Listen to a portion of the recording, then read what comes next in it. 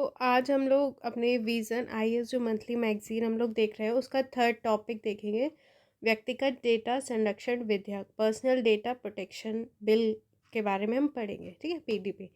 तो क्या हुआ है फ्रेंड, ये सुर्खियों में क्यों है? हाल ही में केंद्र सरकार ने व्यक्तिगत डेटा संरक्षण विधेयक को वापस ले लिया। ये विधेयक वर्ष 2019 में लोकसभा में प्रस्तुत किया गया था। तो ये जो एक बिल था, ठीक है, अगर मतलब जैसे कि हमारी जो लोकसभा राज्यसभा है उससे में जब आता है तो ये बिल कहलाता है, और बाद में जो अगर पारित हो गया तो वो एक्ट बन जाता है। तो ठीक है, ये बिल जो था 2019 में लोकसभा में लाया गया था, लेकिन अभी क्या है, केंद्र सरकार ने इसे वापस ले लिया। अब हम इसके बारे में डिटेल देखेंगे। तो देखिए, पृष्ठभूमि क्या है। न्यायमूर्ति के एस पुट्टास्वामी, जो मतलब अब सेवानिवृत्त हो चुके हैं, बनाम भारत संघवाद 2017 में हुआ था, में सुप्रीम कोर्ट ने निर्णय दिया था कि निजता का अधिकार भारतीय संविधान द्वारा गारंटीकृत जीवन और व्यक्तिगत स्वतंत्रता के अधिकार का एक अभिन्न हिस्सा है। मतलब देखिए, जो हमारा मौलिक अधिकार है, फंडामेंटल राइट, उसका आर्टिकल 21 है। तो उसमें जो हमारा ये बता रहे हैं कि जो हमारा जीवन और व्यक्तिगत स्वतंत्रता का अधिकार है, उसमें हमारा निजता का भी अधिकार आता है, मतलब प्राइवेसी का भी अधिकार आता है। मतलब आपको राइट टू प्राइवेसी भी होनी चाहिए। अ, ये हमारा एक तरीके से फिर मौलिक अधिकार हो गया, ये कहा गया था, ठीक, सुप्रीम कोर्ट ने। फिर केंद्र सरकार ने वर्ष 2017 में सुप्रीम कोर्ट के सेवानिवृत्त न्यायाधीश बी.एन. कृष्णा की अध्यक्षता में एक विशेषज्ञ समिति का गठन किया गया था। तो फिर केंद्र सरकार ने क्या किया, 2017 में जो सुप्रीम कोर्ट के एक सेवानिवृत्त न्यायाधीश थे बी.एन. श्रीकृष्ण, उनकी अध्यक्षता में एक विशेषज्ञ समिति बनाई थी। इस समिति का गठन उपयुक्त निर्णय के आलोक में तथा दिग्गज तकनीकी कंपनियों द्वारा अपने भारतीय उपयोगकर्ताओं की व्यक्तिगत डेटा का प्रबंधन कैसे किया जा रहा है, इससे जुड़ी व्यापक चिंताओं को ध्यान में रखते हुए किया गया था। इस समिति का कार्य डेटा संरक्षण के लिए एक विनियामक ढांचा तैयार करना था। तो इसको क्या करना था, तो देखिए, जैसे कि ये इसलिए समिति बनाई गई थी कि जैसे कि जो भी तकनीकी कंपनियां होती हैं, जो भी कंपनीज होती हैं, तो मतलब वो जो उनके जो भारतीय उपयोगकर्ता होते हैं, मतलब हम लोग जो भी चीज़ें ऐप्स जो भी यूज़ करते हैं, उनके वो मतलब कंपनियां जो भारतीय यूज़र्स हैं उनके व्यक्तिगत डेटा को कैसे मैनेज कर रही हैं, ठीक है। ये देखना इसका काम था, ठीक, जो हमारी समिति है उसका। इससे जुड़ी व्यापक चिंताओं को ध्यान में रखते हुए किया गया था। इस समिति का कार्य डेटा संरक्षण के लिए, मतलब इसको क्या करना था, इस समिति को डेटा संरक्षण के लिए एक विनियामक ढांचा बनाना था, मतलब एक रेगुलेटरी ढांचा बनाना था डेटा संरक्षण के लिए। श्री कृष्ण समिति ने वर्ष 2008 में इलेक्ट्रॉनिक और सूचना प्रौद्योगिकी मंत्रालय के समक्ष अपनी रिपोर्ट तथा डेटा संरक्षण विधेयक का प्रारूप प्रस्तुत किया। अब देखिए, अगर ये वाला क्वेश्चन पूछा जाए कि डेटा संरक्षण संरक्षण से रिलेटेड कौन सी समिति है, तो श्री कृष्ण समिति, बी.एन. श्री कृष्ण समिति, ये याद रखिएगा। तो इसने क्या किया, 2018 में जो हमारे इलेक्ट्रॉनिक और सूचना प्रौद्योगिकी मंत्रालय है उसके समक्ष इसने अपनी रिपोर्ट दी थी, और डेटा संरक्षण विधेयक का प्रारूप भी दिया इन्होंने।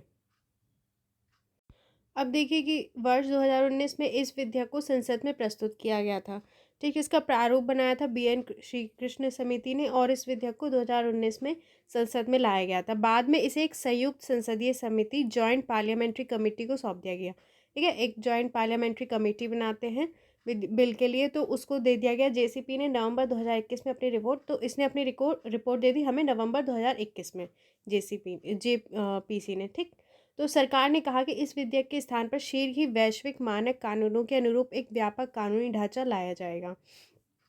तो सरकार ने कहा कि ये जो बिल है, इस बिल के स्थान पर हम क्या करेंगे, शीघ्र ही वैश्विक मानक, मतलब जितने भी कानून हैं वर्ल्ड में, उनके अनुरूप एक व्यापक कानूनी ढांचा लाएंगे, ठीक। इसमें वर्तमान और भविष्य की चुनौतियों से निपटने के लिए डिजिटल गोपनीय संबंधी प्रावधानों को भी शामिल किया जाएगा। अब देखिए, जितना ज़्यादा हम डिजिटल होते जा रहे हैं उतना हमारी प्राइवेसी पर खतरा हो रहा है ना। आपकी कोई प्राइवेसी नहीं, आपके मोबाइल में जो कुछ है वो कोई भी चुरा सकता है, ठीक। तो इसमें क्या होता है, जो भी मतलब चुनौतियाँ आ रही हैं, तो उनसे निपटने के लिए डिजिटल गोपनीयता संबंधी प्रावधान इसमें होंगे, ठीक।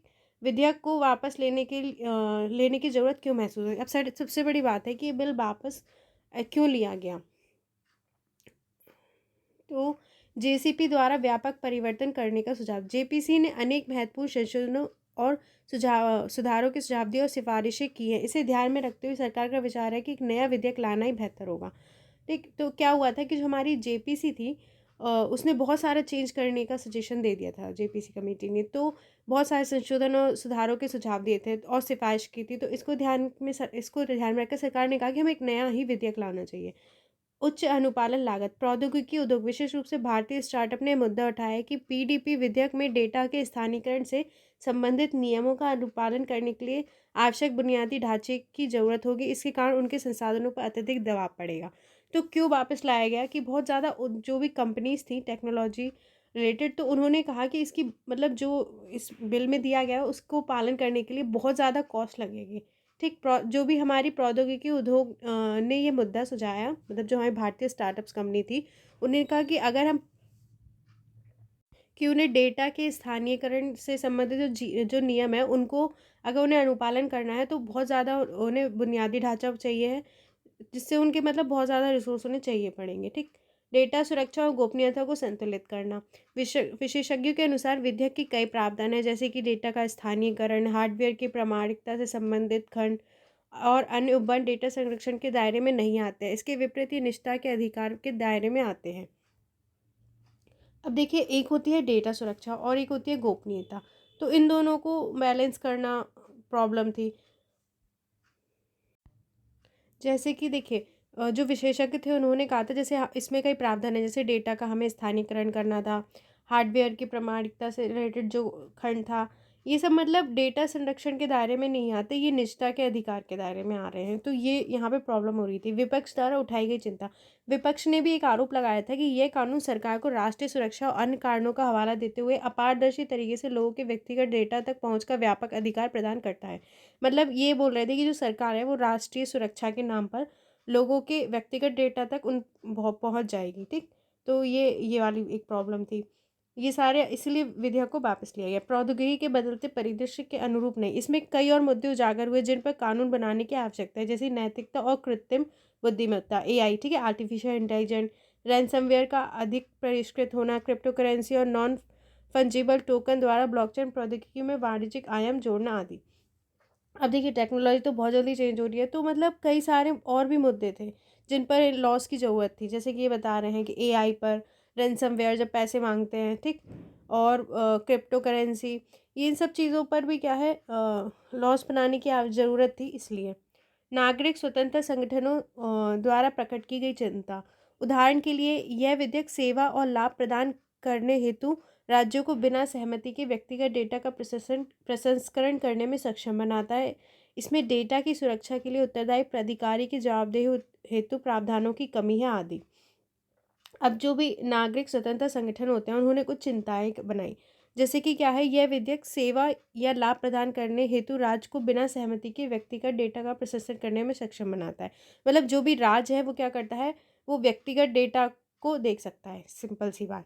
ठीक है, कोई मतलब वो सेवा नहीं दे रहा है, कोई लाभ नहीं दे रहा है, लेकिन वो देख सकता है। इसमें डेटा की सुरक्षा के लिए उत्तरदायी अधिकारी की जवाबदेही हेतु प्रावधानों की कमी है।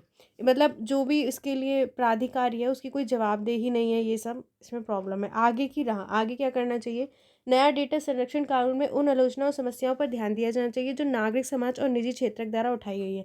अगर हम देखिए, ये विधेयक वापस लिया गया। अब देखिए, समय के साथ क्या होता है ना, चीज़ें चेंज चेंज भी होती है, तो काफ़ी सारी समस्याएं इसलिए बिल पास मतलब वापस लिया गया। और अब आगे हमें क्या करना चाहिए, तो देखिए जो भी इससे रिलेटेड आलोचना और समस्याएं हैं उनको ध्यान देना चाहिए। ठीक, जो भी नागरिक समाज और निजी क्षेत्र द्वारा उठाई गई है। वैश्विक अनुभवों वाले सर्वोत्तम प्रावधानों पद्धतियों पर विचार किया जाना चाहिए, जैसे यूरोपीय संघ का जनरल डेटा प्रोटेक्शन रेगुलेशन और सिंगापुर का पर्सनल डेटा प्रोटेक्शन एक्ट। अब देखिए, बहुत सारे देशों ने क्या किया है, ये प्राइवेसी के लिए और इन सब पे क्या है बहुत सारे लॉस बनाए हैं, उनको भी देखा जाना चाहिए। जैसे एक ये क्वेश्चन पूछा भी गया था कि जीडीपीआर किस रिलेटेड है, जैसे यूरोपीय संघ का जनरल डेटा प्रोटेक्शन रेगुलेशन है और सिंगापुर का पर्सनल डेटा प्रोटेक्शन एक्ट है। तो वर्ल्ड पे जो भी प्रावधान है, पद्धतियाँ, उनको देखना चाहिए, है ना। आगे के लिए मजबूत कानून बनाने के लिए अधिक से अधिक हितधारकों के परामर्श करने और विशेषज्ञों से सुझाव लेने की आवश्यकता है। यह सभी डेटा प्रसंस्करणकर्ता और प्रोसेसर द्वारा उचित जवाबदेही और पारदर्शिता सुनिश्चित करेगा। अब देखिए, जितने भी अगर हमें अच्छा कानून बनाए तो ज़्यादा से ज़्यादा विशेषज्ञों से हमें सुझाव लेने चाहिए, ये सब करना चाहिए, सिंपल बात। ये नए विधेयक द्वारा छोटे भारतीय स्टार्टअप और कंटेंट क्रिएटर को समान अवसर प्रदान करने चाहिए। वर्तमान में इस क्षेत्र में दिग्गज कंपनियों का प्रभुत्व है। तो ये बोला है कि जो भी छोटे भारतीय स्टार्टअप्स हैं या कंटेंट क्रिएटर, छोटे कंटेंट क्रिएटर हैं, उनको भी इक्वल अपॉर्चुनिटी मिलनी चाहिए। चलिए, तो ये वाला टॉपिक हमारा फिनिश होता है। नेक्स्ट टॉपिक हम नेक्स्ट वीडियो में देखेंगे। Thank you.